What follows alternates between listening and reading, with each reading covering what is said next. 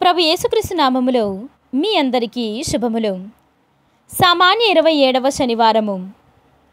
కొడవలను సిద్ధము చేయుడు, ఏలయన పంట పండినది. మొదటి పట్టణము యావేలు గ్రంథము 4వ అధ్యాయము 12వ వచనము నుండి 21వ వచనం వరకు. జాతులు సిద్ధమై తీర్పు లోయకు రావలెను. ఇరుగు పొరుగు జాతులు జనులకు తీర్పు చెప్పుటకు ప్రభుడనైన నేను ధర్మపీఠమును అధిష్ఠింతును. ఆ జనులు మిగుల దుష్టులుగాన పండిన పండను వలె వారిని కొడవళ్లతో కోసివేయుడు. ఘాటిలోని ద్రాక్షాను వలె వారిని త్రొక్కివేయుడు. తోటలు రసముతో నిండిపోవును. తీర్పు లోయలో ప్రజలు గుంపులు గుంపులుగా ప్రోగైరి. అచట తీర్పు రోజు ఆసన్నమైనది. సూర్యచంద్రులను చీకట్లు క్రమ్మును.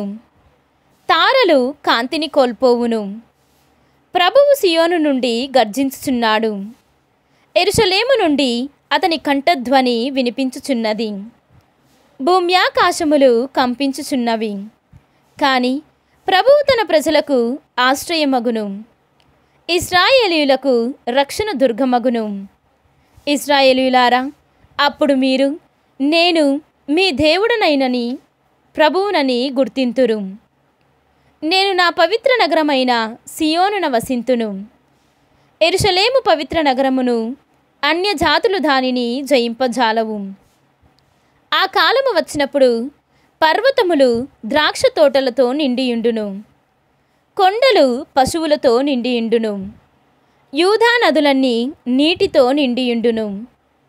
దేవుని మందిరము నుండి ఒక ఏరు పారి షిత్తీము లోయను తడుపును. ఐగుప్తు పాడవుడును. ఎదోము ఎడారి అగును. ఆ దేశముల ప్రజలు యూదా మీదికి దాడి చేసి నిర్దోషుల నెత్తురు ఒలికించిరి. నేను హతులైన వారి తరపున పగ తీర్చుకొందును. దోషులను శిక్షింపక వదలను. కాని యూదాలో ప్రజలు సదా వసింతురు. యెరూషలేమున తరతరముల వరకు నరులు నివసింతురు. ప్రభుడనైన నేను సియోనున వాసము చేయుదును. ఇది ప్రభువాక్కు. సర్వేశ్వరునికి వందనములు. భక్తి కీర్తన. పుణ్యపురుషులారా, ప్రభువును చూచి ఆనందింపుడు.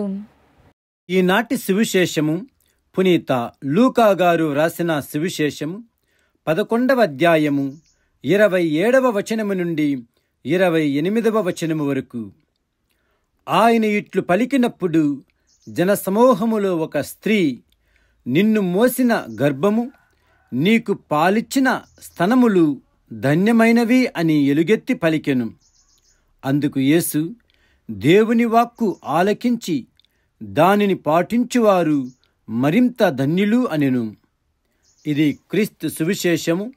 క్రీస్తువా, మీకు స్తుతి కలుగునుగాక.